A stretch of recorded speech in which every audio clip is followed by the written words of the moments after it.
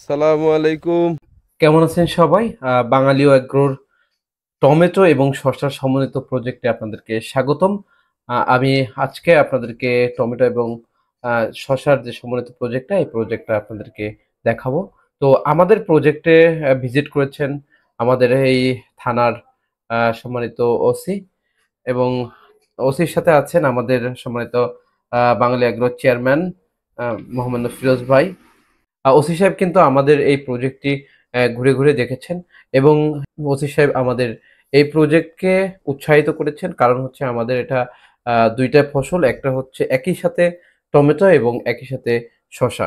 তো শসাটা কিন্তু মোটামুটি শেষের পথে আসলে এটার টমেটোর ফলনটা শুরু হবে এরকম একটা আ প মানে প্ল্যান্টিং এখানে করা হয়েছে। তো ওসি সাহেবের আমাদের এখানে আসা এবং আমাদের প্রজেক্ট ভিজিট সত্যিই আমাদেরকে অনুপ্রাণিত করেছে। ওসি সাহেব সহ যারা থানার যে দায়িত্বশীল কর্মকর্তা আমাদের প্রজেক্ট ভিজিটে এসেছেন এবং আমাদেরকে উৎসাহিত দিয়েছেন, তাদেরকে অসংখ্য ধন্যবাদ।